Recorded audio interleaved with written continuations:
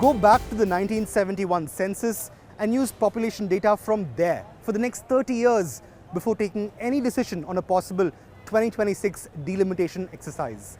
That's the consensus coming in from the all-party meet chaired by Tamil Nadu Chief Minister M.K. Stalin at the State Secretariat earlier today, involving 58 parties including the ruling DMK, the opposition AIA-DMK and others like the Congress, the VCK, the PMK, MDMK, DMDK and the left parties in the CPI and CPIM. Incidentally, parties like the Tamil Nadu BJP, the Nam Tamilar Katchi and the Tamil Manila Congress gave this meeting a miss. I take this opportunity to thank all the political parties who have participated in today's all-party meeting and unanimously supported the resolution brought by our Honorable Chief Minister with regard to the proposed delimitation process which is now being contemplated by the Union government. This has shown the solidarity of the Tamil Nadu political spectrum, that most of the, barring very few political parties, most of the political parties, they have now aligned with the state government in order to really restore their rights, which are now being questioned by the union government with regard to the delimitation. Tamil Nadu's political dispensation was meeting to brainstorm ways and means of tackling what is widely perceived to be a threat to the state's representation in the Lok Sabha come 2026, delimitation. But what is delimitation and why does it matter so much to not just Tamil Nadu but other states in South India? Let's break it down for you. Once every 2 or 3 decades, the union government decides to redraw India's parliamentary constituencies and their boundaries on the basis of population growth. The last time this happened was in the year 2002, a whole year after the 2001 population census. Now, the only issue with this approach is that the act of giving more parliamentary seats to states that have had a higher population growth and fewer seats to states that have a smaller population growth means that southern states like Tamil Nadu, Karnataka, Andhra and Kerala would effectively be handed out lesser representation in the parliament despite effective population control measures.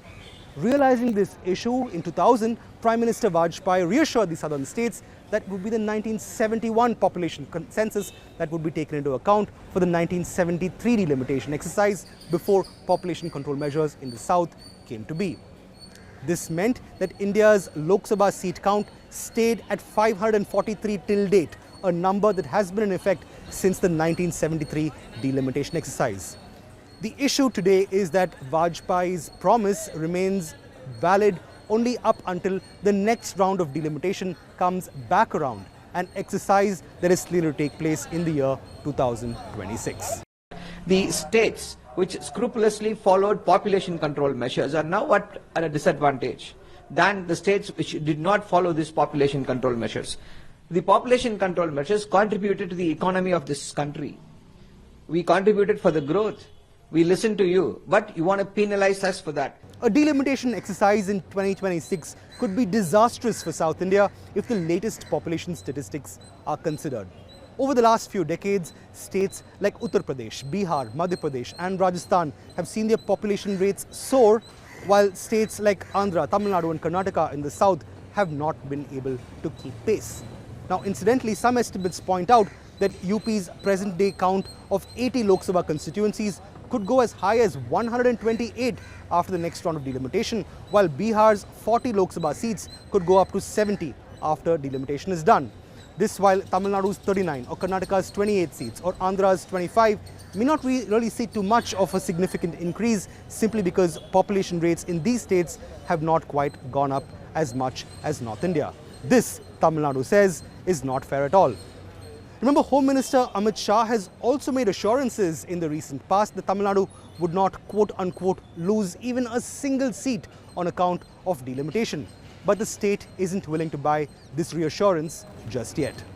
Last week, our Honorable Home Minister, Mr. Amit Shah ji, had come to Coimbatore and he had said that by the delimitation, we are not going to decrease any seats in Tamil Nadu or any southern states. But he has not mentioned how many seats he is going to increase in the northern states. So why do you want to penalize us for doing well in government of India's programs of population stabilization? So this is not a way to penalize us. So the all-party meet in Tamil Nadu adopted the following resolutions. Number 1, seek assurances from Prime Minister Narendra Modi that the next round of delimitation would be based on the 1971 population census, much before the southern states implemented population control measures through the 70s and 80s, and be valid for a period of 30 years. And number 2, that a joint action committee of members of parliament and other representatives from South India be formed so as to coordinate a unified response to the centre's delimitation exercise. The bottom line is simply this: if states in the south have effectively controlled population, they ought to be rewarded and not penalized by default by way of a delimitation exercise on the basis of population growth. That's the message that Tamil Nadu hopes will resonate with the centre come 2026.